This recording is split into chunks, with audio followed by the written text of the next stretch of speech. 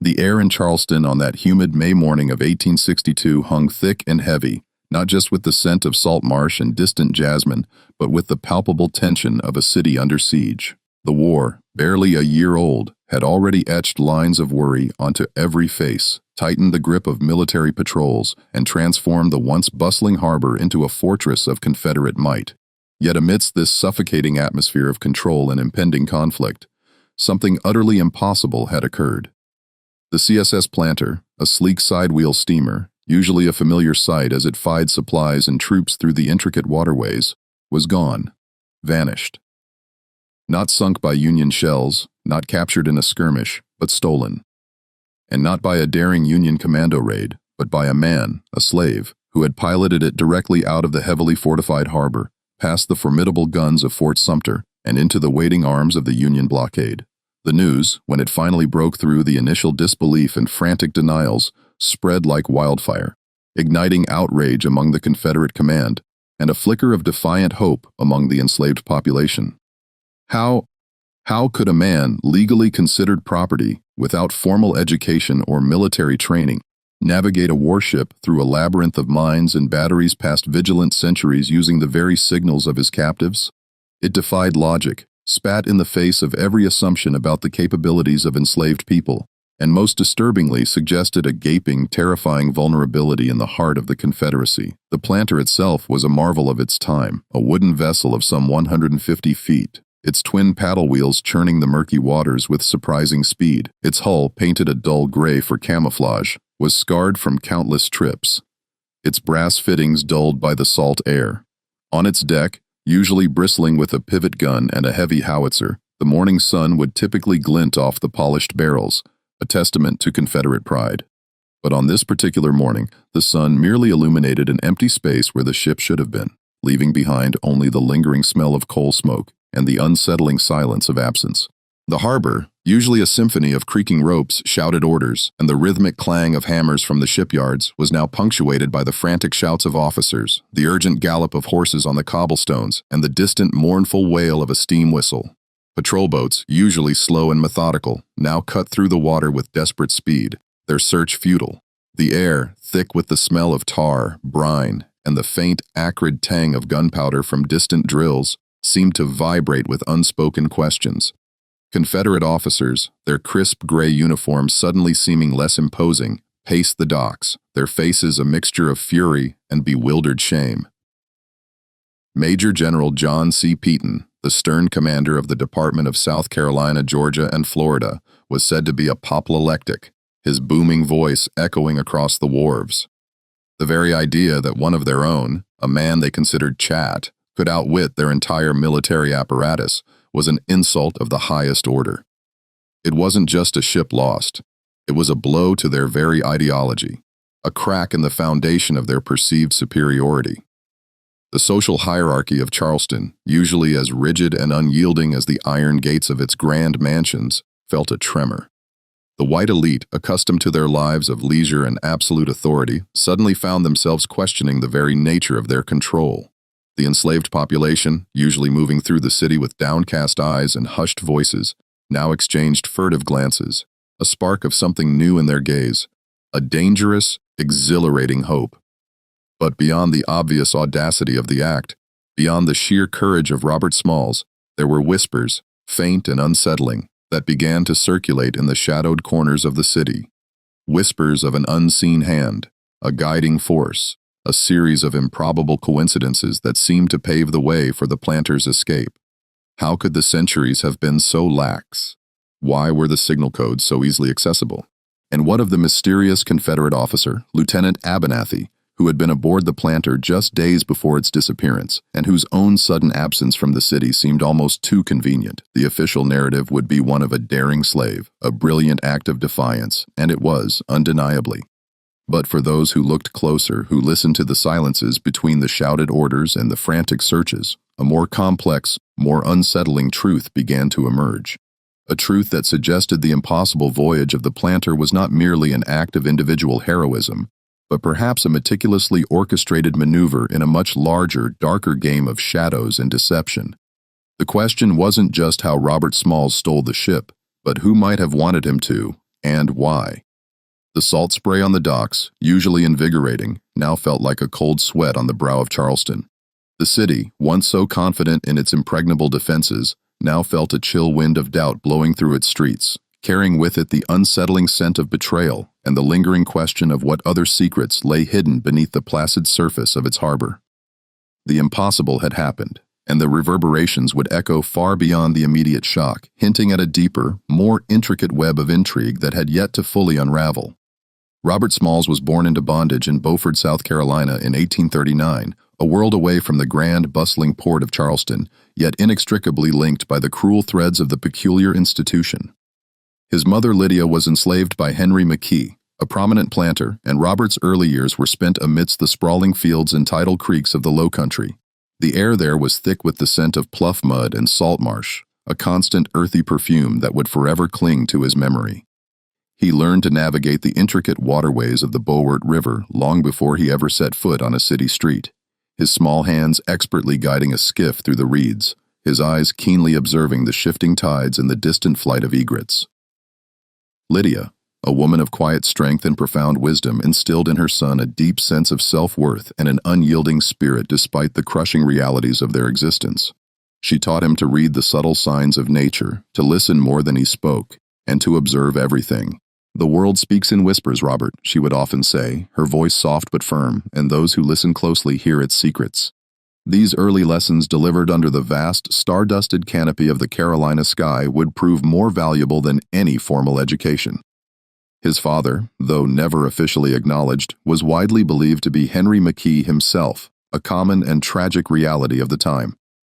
This lineage, while offering no legal protection, perhaps afforded Robert a certain unspoken, almost imperceptible degree of leniency in his early years, a slight buffer against the harshest cruelties of the system. He was not spared the sight of suffering, however. He witnessed the brutal realities of slavery firsthand, the lash, the forced separations, the quiet despair in the eyes of his people. These images burned into his young mind, fueling a unarticulated yearning for something more, something free. When Robert was 12, McKee, recognizing the boy's sharp intellect and restless energy, sent him to Charleston to be hired out. It was a common practice, a way for owners to profit from their human property while exposing them to trades and skills that might increase their value. The move was a seismic shift for young Robert. Beaufort was rural, its rhythms dictated by the tides and the planting seasons. Charleston was a roaring beast of a city, a cacophony of sounds, a kaleidoscope of sights. The docks of Charleston became his new classroom, a sprawling, chaotic university of maritime life. The air here was a potent cocktail of tar, brine, spices from distant lands, and the ever-present stench of human waste. He worked as a lamplighter, a rigger, a sailmaker, a stevedore, any job that would bring him closer to the water, closer to the ships. He absorbed every detail, the intricate knot tying of the sailors, the precise movements of the pilots guiding vessels through the treacherous harbor, the language of the flags, the rhythm of the tides, the deep-seated knowledge of the currents that could make or break a voyage. He was a sponge, soaking up information, his mind a meticulous ledger of observations. He learned the names of every ship, the faces of every captain, the routines of every dock worker. He could distinguish the distant clang of a ship's bell from the chime of a church clock, the specific creak of a schooner's mast from the groan of a paddle-wheeler. He learned to read the weather, not just from the sky, but from the subtle shifts in the wind, the feel of the humidity on his skin. It was on these docks that he met Hannah Jones, a chambermaid, a woman of quiet grace and fierce intelligence. Their courtship was a clandestine affair, stolen moments in shadowed alleys, whispered conversations under the cloak of night. They found solace and strength in each other, a shared dream of a life beyond the confines of their bondage. They married in 1856, their union a defiant act of hope in a world that denied them basic human rights. Their children, Elizabeth and Robert Jr., became the very heart of his existence, the living embodiment of his desperate need for freedom. Every day as he watched them play, their innocent laughter echoing through the cramped quarters they shared, the weight of his responsibility grew heavier, the yearning for liberation more urgent. The social world of enslaved people in Charleston was a vibrant, resilient tapestry woven with threads of shared suffering and enduring hope. They formed their own communities, their own churches, their own networks of communication. Whispers of resistance, of escape, of the distant promise of the North traveled through these channels, carried on the wind like dandelion seeds. Robert was a part of this network, a quiet observer, but a trusted one. He saw the subtle acts of defiance, the hidden strength, the unwavering faith that one day their chains would be broken. He spent countless hours on the decks of various vessels, from small fishing boats to grand merchant ships, learning the intricacies of their operation. He became a skilled rigger, then a wheelman, his hands growing accustomed to the feel of the helm, his body attuned to the subtle vibrations of the engine. He knew the harbor like the back of his hand, every shaw, every channel, every hidden marker. He could navigate it blindfolded, guided by instinct and an encyclopedic knowledge of its depths and currents. As the drums of war began to beat louder, Robert observed the Confederate military operations with a keen, almost detached interest. He saw the fortifications being strengthened, the new guns being mounted, the constant drills. He watched the troop movements, the supply ships coming and going, the intricate dance of a city preparing for battle. He was a ghost in their midst, an invisible man, seeing everything, hearing everything, yet perceived as seeing and hearing nothing of consequence. In the quiet solitude of his mind as he steered ships through the moonlit harbor or watched his children sleep, Robert wrestled with his fate.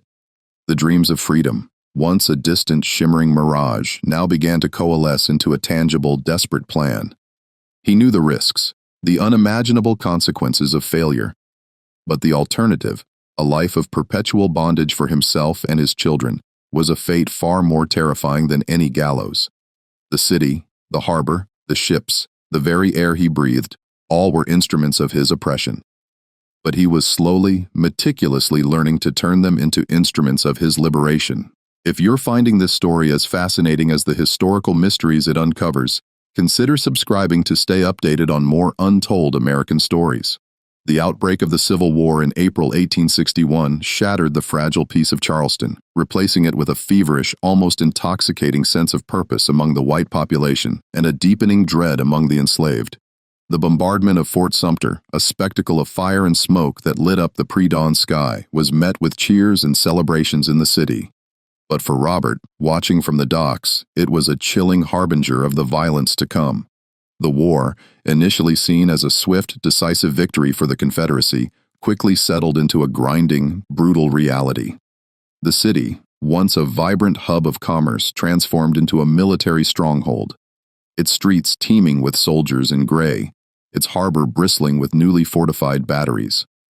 Robert's skills as a wheelman, honed over years of navigating the treacherous Charleston harbor, became invaluable to the Confederate war effort. He was assigned to the CSS Planter, a vessel that had been converted from a cotton transport into an armed dispatch and transport boat. It was a crucial cog in the Confederate machine, fing troops, supplies, and dispatches between the various fortifications dotting the harbor and the coastal islands. For Robert, it was a bitter irony. His expertise, his very lifeblood, was now being used to strengthen the chains that bound him. The Planter was a sleek, fast vessel, its paddle wheels capable of cutting through the water with impressive speed. It was armed with a 32 Tewalby pivot gun and a 24-pound howitzer, formidable weapons for a ship of its size. Robert spent countless hours at the helm, his hands gripping the polished wood, his eyes scanning the familiar waters. He learned every nuance of the ship, the groan of its engines, the precise amount of steam needed for a quick turn, the subtle vibrations that indicated a change in the current. He knew its strengths, its weaknesses, its every secret. The crew consisted of a mix of white officers and enslaved laborers. The officers, often young and full of the Confederacy's zealous pride, treated Robert and the other enslaved men with a mixture of casual indifference and condescending authority. They saw them as extensions of the ship itself, tools to be used, not men to be acknowledged. This perception, however, was Robert's greatest advantage. He was invisible, a shadow moving through their world, observing, listening, absorbing every detail. He learned the routines of the Confederate officers with meticulous precision. He knew when Captain Relier would retire to his cabin for his evening whiskey, when Lieutenant Riley would take his customary smoke on the stern, when the sentries would change shifts. He memorized their conversations, their boasts, their complaints, piecing together a mosaic of their habits and vulnerabilities. More critically, he learned the intricate system of Confederate signal codes, the flags, the whistles, the specific sequences that allowed vessels to pass through the heavily guarded harbor checkpoints. He watched, he listened, he committed every detail to memory, a silent, living cipher. It was during this period that Lieutenant Abernathy joined the planter's complement, a man who would become a central enigmatic figure in the unfolding drama. Abernathy was different from the other officers. He was older, perhaps in his late 30s, with a lean, almost gaunt frame, and eyes that seemed to hold a perpetual, unsettling glint of amusement even in the gravest situations. His uniform, though always immaculate, seemed to hang on him with a certain casualness, as if he wore it out of necessity rather than conviction. He spoke with a clipped, almost academic precision, and often seemed lost in thought, his gaze drifting over the horizon, as if searching for something beyond the immediate confines of the war. Abernathy had a peculiar habit of engaging Robert in seemingly innocuous conversations, asking about the tides, the history of the harbor, the best fishing spots. Other officers would bark orders. Abernathy would inquire. He would sometimes linger on deck after the others had retired, watching Robert at the wheel, a faint, unreadable smile playing on his lips. He never spoke of the war with the same fervent patriotism as his peers, often offering cynical, almost philosophical observations about the futility of conflict. Robert, ever the keen observer, noted these anomalies. He sensed a depth, a complexity in Abernathy that set him apart, a man who seemed to be playing a role rather than simply living it. The atmosphere in wartime Charleston was thick with paranoia and suspicion. Rumors of Union spies abounded, and the Confederate authorities were ruthless in their pursuit of anyone suspected of disloyalty. Enslaved people, always under scrutiny, found themselves under even greater surveillance. Yet, Abernathy seemed to move through this climate with an almost reckless disregard for caution. He would sometimes leave sensitive documents carelessly on his desk or engage in hushed conversations with unknown figures in dimly lit taverns. Conversations that Robert, with his acute hearing and practiced invisibility, sometimes caught snippets of words like rendezvous, intelligence, and northern lines would float through the air, tantalizing and unsettling. Robert's internal conflict grew with each passing day. He was a man caught between two worlds, the world of his enslavers, which he served with outward obedience, and the hidden world of his dreams, where freedom beckoned. The planter, once a symbol of his bondage, began to transform in his mind. He saw it not as a Confederate warship, but as a vessel of liberation, a key to unlock the chains of his family. Abernathy's strange behavior, his subtle deviations from the expected Confederate norm, began to plant a seed of an idea in Robert's mind. Could this man, this enigmatic officer, be more than he seemed? Could his presence, his peculiar habits, be a sign, a subtle opening in the impenetrable wall of Confederate control? The thought was audacious, dangerous, but it sparked a flicker of hope, a foreshadowing of the audacious plan that would soon take root in Robert's determined heart. The war had begun, and with it, a silent personal battle for freedom was about to be waged, with the CSS Planter as its unlikely prize. The idea, audacious and terrifying, began as a whisper in the deepest recesses of Robert's mind, a desperate prayer born of years of quiet observation and simmering resentment. It wasn't a sudden flash of inspiration, but a slow, meticulous crystallization of countless hours spent at the helm of the planter, watching the Confederate officers, memorizing their routines, and charting every inch of the treacherous Charleston harbor. The ship, once a symbol of his bondage, began to transform in his imagination into a vessel of liberation, a key to unlock the chains that bound his family. The plan, when it finally took shape, was breathtaking in its simplicity and horrifying in its risk. He would steal the planter, not just sail it away, but navigate it through the heavily fortified harbor, past the formidable guns of Fort Sumter, and deliver it along with his family and fellow enslaved crewmen to the Union blockade. The sheer audacity of it made his heart pound against his ribs, a frantic drumbeat of fear and exhilaration. Failure meant certain death, not just for him, but for everyone he loved. He began to recruit his crew with the utmost caution, approaching only those he trusted implicitly, men whose longing for freedom burned as fiercely as his own. There was Alfred Grading, a fellow wheelman, whose quiet strength Robert had long admired. John Smalls, a relative whose steady hands and unwavering loyalty were beyond question, and others, Abraham Jackson, Gabriel Turno, Samuel Chisholm, all men who had endured the same indignities, shared the same dreams. Each conversation was a tightrope walk, a delicate dance between hope and despair. He spoke in hushed tones late at night in the cramped quarters below deck or during stolen moments on the deserted docks. "We can take her," Robert would whisper, his voice barely audible above the lapping of the waves against the hull. "The planter. We can take her to the Union." The initial reactions were a mixture of disbelief, terror, and a desperate, fragile hope. "Are you mad, Robert?" Alfred had gasped, his eyes wide with fear. "They'll hang us all." But Robert, his gaze unwavering, laid out his meticulous observations, his intimate knowledge of the ship, the harbor, the Confederate routines. He spoke of the precise timing, the specific signals, the vulnerabilities he had identified. Slowly, painstakingly, he chipped away at their fear, replacing it with a growing sense of possibility, a shared conviction that this impossible dream might just be within their grasp. Hannah, his wife, was his rock, his confidant, and his most formidable critic. He shared the plan with her first in the quiet intimacy of their small cabin, the children sleeping soundly beside them. Her face usually serene, contorted with a mixture of terror and fierce pride. "Robert," she whispered, her voice trembling. "If you fail," he knew what she meant. The consequences were unimaginable. But then her eyes met his, and he saw the same unyielding spirit that had drawn him to her. "But if you succeed," she finished, a new light in her eyes, "we will be free." She became an active participant, helping him refine the logistics, reminding him of details he might have overlooked. Her practical mind a crucial counterpoint to his daring vision. She would gather the children, prepare them for the journey, keep them calm amidst the chaos. The logistics were daunting. They needed to gather their families, including the women and children, without arousing suspicion. They needed to ensure the ship was fully provisioned with coal and food. They needed to time their departure perfectly when the white officers were ashore, indulging in the city's nocturnal pleasures. And most critically, they needed to navigate the gauntlet of Charleston's formidable defenses. Charleston Harbor was a fortress. Fort Sumter, a grim sentinel, guarded the main channel, its massive guns capable of obliterating any vessel.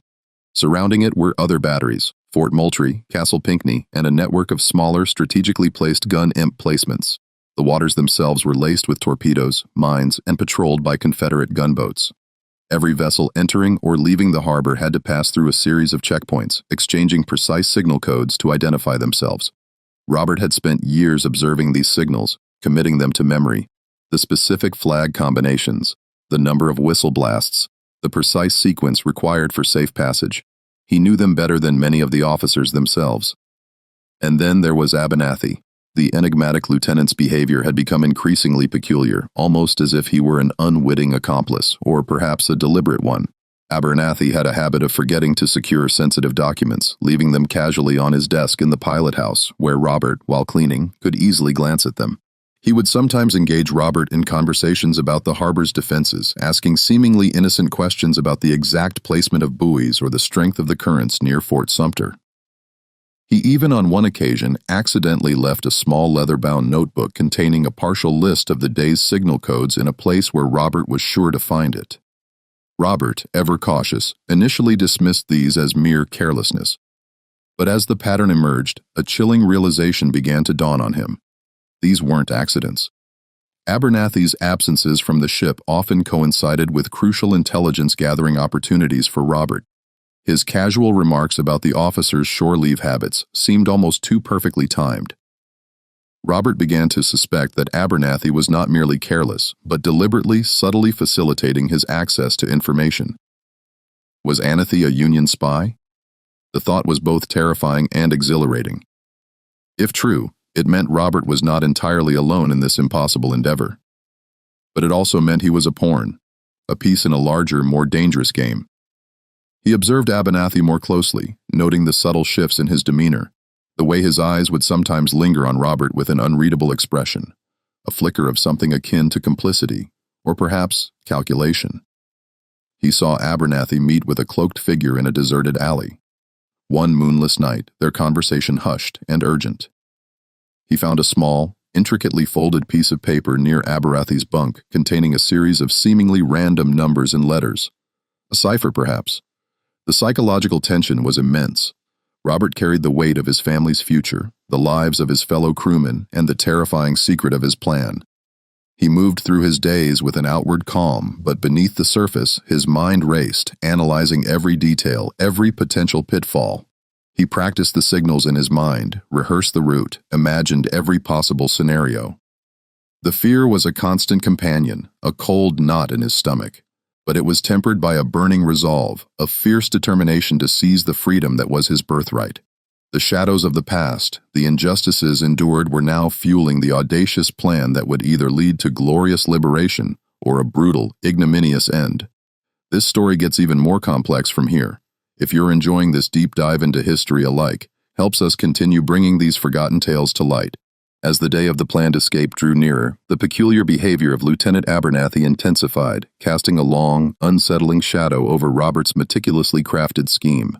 What had initially seemed like mere carelessness now took on the chilling precision of deliberate action, making Robert question not just Abernathy's motives, but the very nature of his own agency.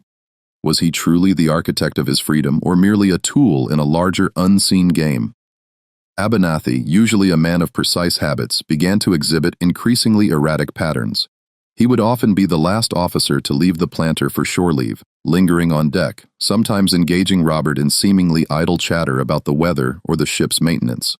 But his eyes, Robert noticed, were always scanning, always observing, as if he were conducting his own silent inventory. On several occasions, Abernathy would forget to lock his cabin door, leaving it ajar just enough for Robert in the course of his duties to glimpse the contents within.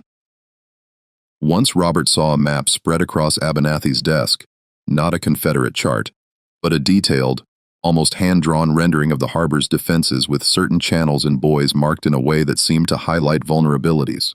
He quickly averted his gaze, but the image was seared into his memory. The coincidences, too, began to pile up, each one too perfect to be truly accidental.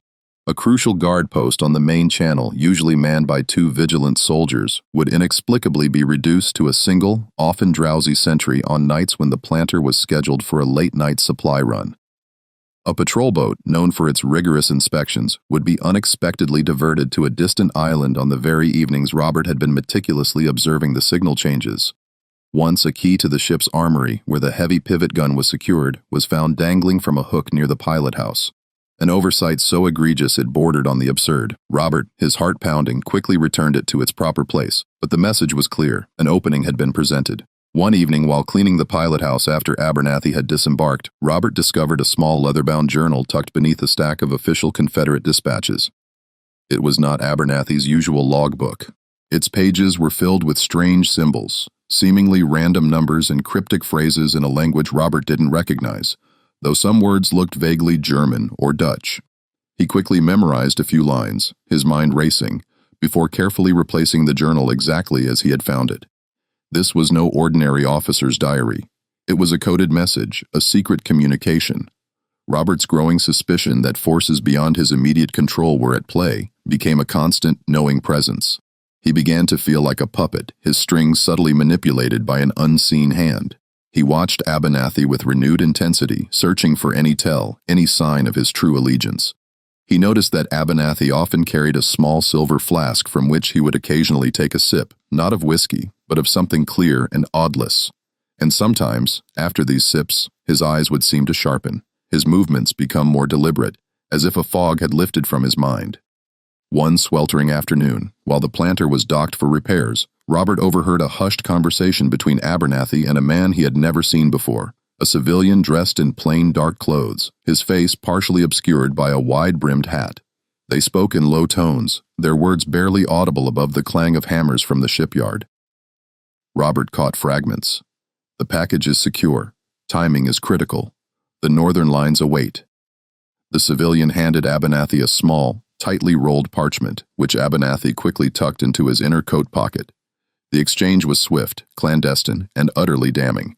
The layers of deception seemed to multiply with each passing day. Was Abernathy a Union spy deliberately aiding Robert to deliver the planter and its valuable intelligence to the North? Or was he a double agent playing a more complex game, perhaps even using Robert as a decoy for a larger, more sinister Confederate plot? The paranoia was suffocating. Robert found himself scrutinizing every face on the docks, every passing glance, wondering who else was involved, who else knew.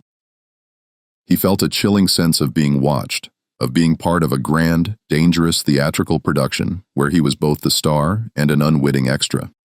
He began to notice other mysterious characters in the periphery of Abernathy's movements, a nervous merchant, always lingering near the docks when Abernathy was present, his eyes darting about. A quiet, unassuming lairess who seemed to deliver Abernathy's uniforms with unusual frequency, sometimes exchanging a quick, almost imperceptible nod with the lieutenant. These were not direct clues, but unsettling pieces of a puzzle that refused to fully form. The question haunted Robert. Was he being used as a pawn? The thought was bitter, a challenge to his pride and his deeply held desire for self-determination. Yet, if it meant freedom for his family, if it meant striking a blow against the system that enslaved them, could he afford to refuse the help, however tainted its source? The psychological tension was immense, a constant battle between his innate caution and his burning desire for liberty. He knew that the path to freedom was fraught with peril, but now it seemed it was also paved with shadows and secrets, a labyrinth of hidden agendas where the line between ally and manipulator was dangerously blurred. The planter was not just a ship, it was a chess piece, and Robert Smalls, the enslaved wheelman, was about to make a move that would reverberate through history, perhaps guided by a hand he could not fully comprehend.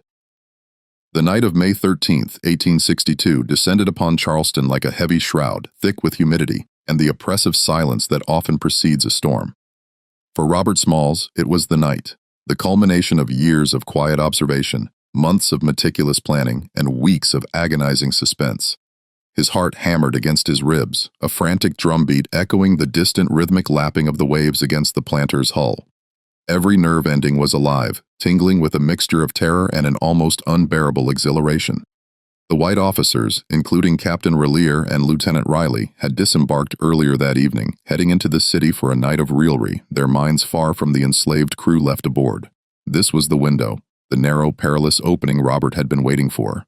The air was still, heavy with the scent of jasmine from distant gardens, mingling with the acrid tang of cold smoke and the ever-present smell of the harbor.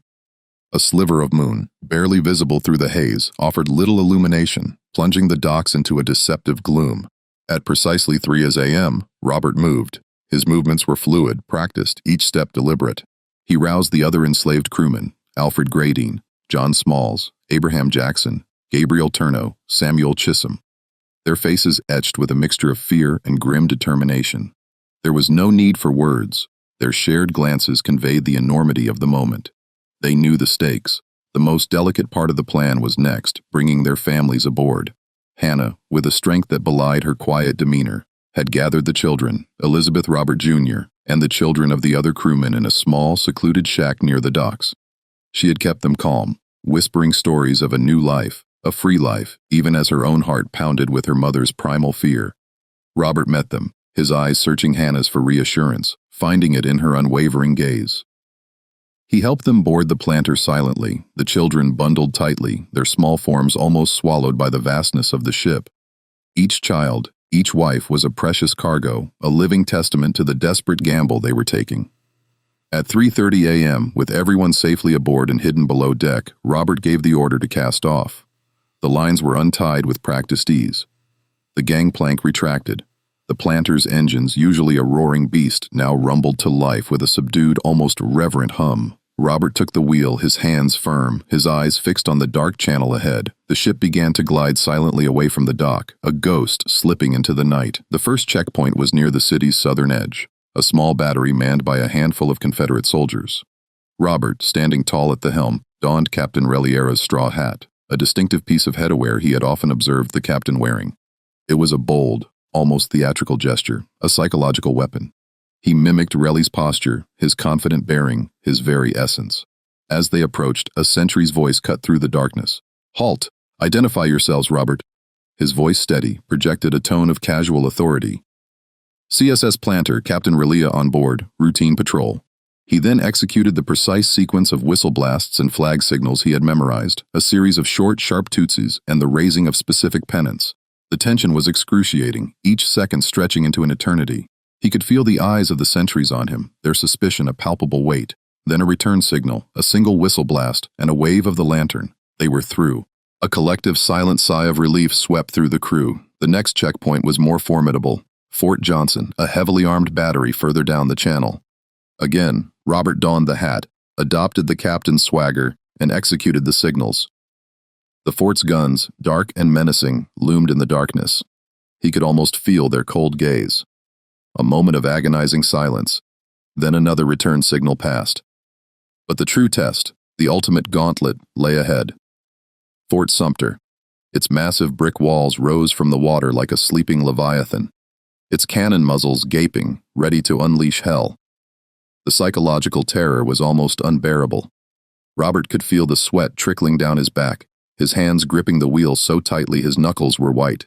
He knew that a single mistake, a single deviation from the precise signals would mean instant annihilation. As the planter approached Sumter, Robert executed the most complex sequence of signals, a series of flag changes and whistle blasts that he had rehearsed countless times in his mind. He mimicked Captain Ryer's distinctive gait on the deck, his confident wave to the sentries. He could hear the distant shouts of the fort's guards, their voices carrying across the water. He held his breath, his entire being focused on the task, on the precise timing, on the perfect execution. The seconds stretched, each one a lifetime, then a final, agonizingly slow return signal from the fort. They were clear. A wave of profound, almost dizzying relief washed over Robert. They had done it. They had passed the impossible. The planter was now steaming towards the open sea, towards the Union blockade. Below deck, the families who had endured the terrifying passage in hushed silence began to stir, a quiet murmur of hope replacing their fear. As the first faint streaks of dawn began to paint the eastern sky, Robert ordered the Confederate flag lowered. In its place, a white bedsheet, hastily procured by Hannah, was hoisted to the masthead. It fluttered bravely in the morning breeze, a stark symbol of surrender and a desperate plea for sanctuary. The Union blockade ships, dark silhouettes against the brightening horizon, slowly came into view. The USS Onward, a formidable Union gunboat, was the first to spot the approaching steamer. Initially, they prepared for battle, mistaking the planter for an attacking Confederate vessel. But then they saw the white flag fluttering defiantly against the rising sun. They saw the figures on the deck, dark-skinned men, women, and children waving frantically. As the planter drew closer, the Union sailors on the Onward could make out the face of the man at the helm. He was black, dressed in a Confederate captain's uniform, a straw hat perched jauntily on his head. He steered the ship with an air of quiet triumph, his eyes shining with a mixture of exhaustion and profound relief. The impossible had been achieved. Freedom, hard-won and terrifyingly close, was finally within reach. The journey had been a testament to his courage, his ingenuity, and perhaps to the subtle, unseen hand that had guided him through the shadows of that fateful night. We're approaching the most shocking revelations of this story. Make sure you're subscribed so you don't miss our next investigation into America's hidden past.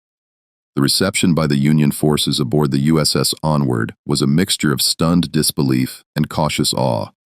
Captain Frederick C. Finney, commander of the Onward, initially ordered his gunners to prepare for an attack, convinced the approaching planter was a Confederate ruse. But the sight of the white flag, and then the faces of the enslaved men, women, and children on deck, quickly dispelled his suspicions. When Robert Smalls, still wearing Captain Relia's straw hat, expertly brought the planter alongside the Onward, a hush fell over the Union crew.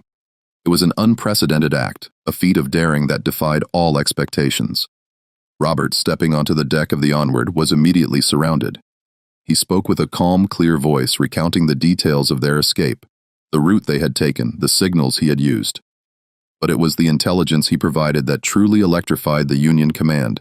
He described the precise locations of Confederate mines in the harbor, the exact layout of the fortifications, the strength of the garrisons, and most critically the current Confederate signal codes. The planter itself, with its pivot gun and howitzer, was a valuable prize, but the intelligence Robert carried in his mind was priceless. He was immediately debriefed by a team of Union intelligence officers, their initial skepticism quickly replaced by a growing sense of wonder. Robert recounted every detail, every observation, every subtle nuance of Confederate operations he had absorbed over the years. He spoke of the officers' routines, the ship's capabilities, the vulnerabilities of Charleston's defenses. He even mentioned the peculiar behavior of Lieutenant Abernathy, the careless documents, the accidental absences, the strange journal with its coded messages. It was the mention of Abernathy that caused a stir among the Union officers. One of them, a stern-faced man named Major Thorne, leaned forward, his eyes narrowing. "Abernathy, you say? Lieutenant Abernathy?" Robert confirmed, describing the man's gaunt features, his cynical demeanor, his unusual questions. Thorne exchanged a significant glance with another officer, a flicker of recognition passing between them. "We've had intelligence about a Confederate officer fitting that description," Thorne began, his voice low. "A man whose loyalty has been questioned, but we never had confirmation and certainly no direct contact." As Robert continued his debriefing, the pieces of the puzzle began to fall into place, revealing a conspiracy far more intricate than Robert had ever imagined. The Union had indeed cultivated a network of informants within Charleston, desperate for any advantage against the heavily fortified city. Among them was a highly placed, albeit deeply embedded agent known only by the code name Sparrow.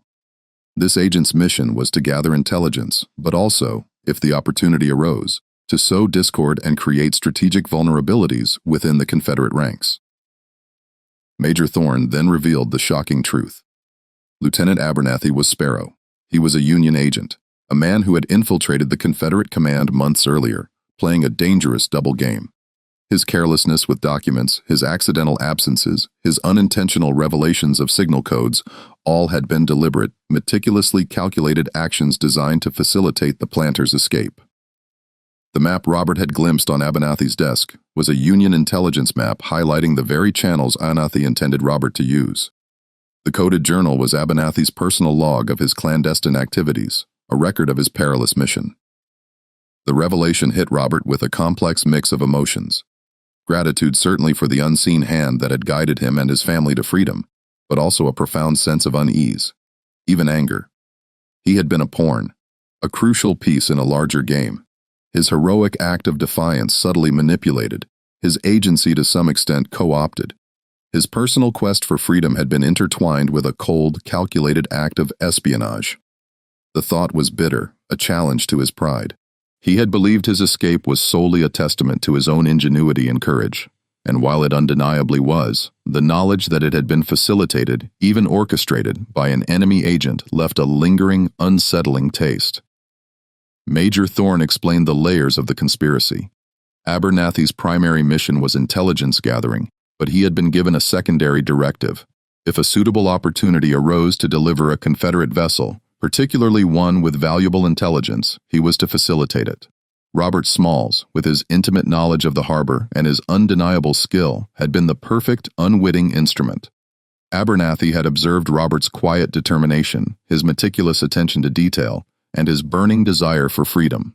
He had seen in Robert not just an enslaved man, but a potential asset, a man whose personal quest could be leveraged for strategic gain. The psychological impact on Robert was profound. He had achieved his freedom, a dream he had nurtured for a lifetime. But the knowledge that his journey had been, in part, a carefully constructed trap for the Confederacy, using him as bait, left him with a sense of being used. He was free. But the purity of his triumph was now tinged with the ambiguity of manipulation. Yet this revelation also solidified his resolve. He had been used, yes, but he had also used the opportunity. He had seized his freedom, and now he would fight for it on his own terms. He made a decision that day, standing on the deck of the Onward, looking back at the distant, defiant shores of Charleston. He would not merely be a free man, he would be a fighter for freedom. He offered his services to the Union Navy, his unparalleled knowledge of the low-country waterways, his courage, and his unwavering commitment to the cause of liberation. He would become a pilot, guiding Union ships through the very waters he had navigated in bondage, turning his intimate knowledge of the enemy's territory into a weapon against them.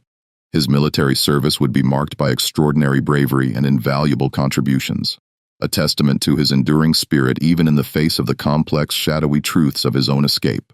The layers of the conspiracy, the true extent of Abernathy's network, would remain largely hidden, a secret buried beneath the official narrative of a heroic escape, leaving Robert to grapple with the unsettling knowledge that his greatest triumph had been, in part, a carefully orchestrated dance with destiny. Robert Small's decision to serve the Union Navy was not merely an act of gratitude, but a profound declaration of his agency.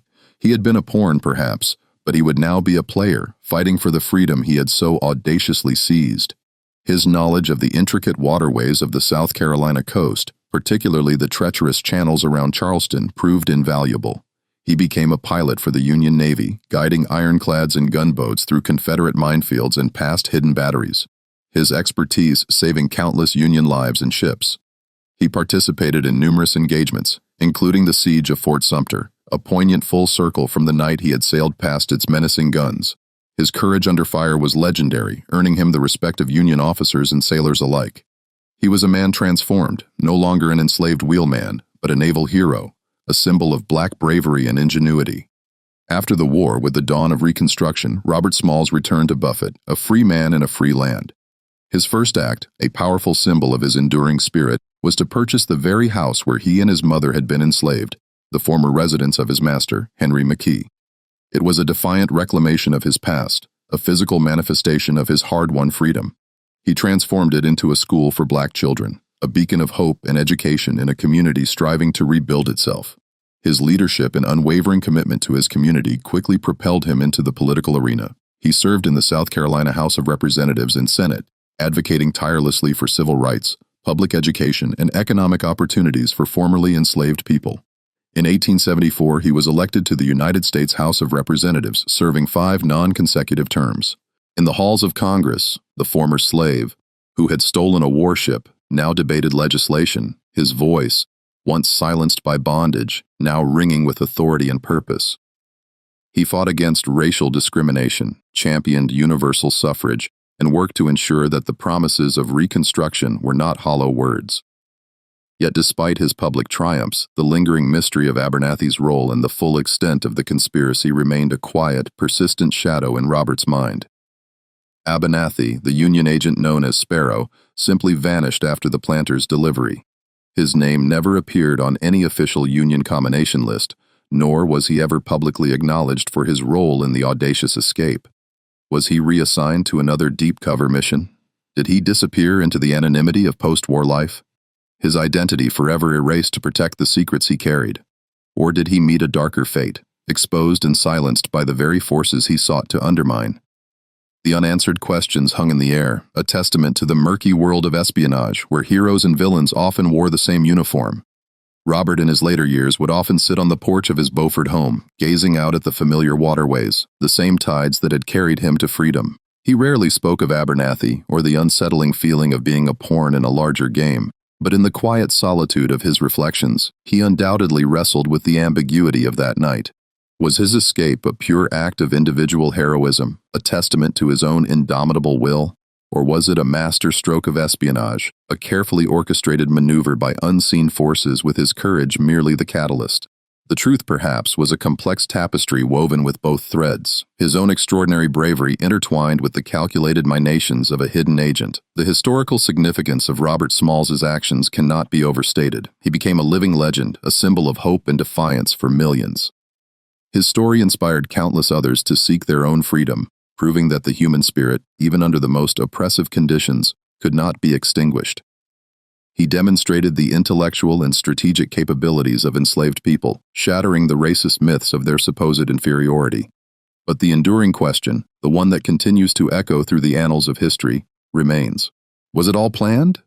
Was the impossible voyage of the planter not just a daring escape, but a meticulously engineered intelligence operation with Robert Smalls, the brilliant, courageous wheelman, as its unwitting yet ultimately triumphant centerpiece? The salt-laced winds that sweep across the Carolina coast still carry whispers of that night, of the shadows and secrets that danced on the deck of the planter, leaving us to ponder the true depths of courage, the complexities of freedom, and the hidden hands that sometimes guide the course of history. The past, like the deep, dark waters of Charleston Harbor, holds its secrets close, revealing only what it chooses, leaving the rest to the realm of tantalizing, unsettling speculation. If this story made you question what you thought you knew about history, share it with someone who appreciates the complexity of the past, and let us know in the comments. Do you think Robert Smalls was a brilliant strategist, or was he part of a larger conspiracy? Of a larger conspiracy? Of a larger conspiracy? Of a larger conspiracy? Of a larger conspiracy? Of a larger conspiracy?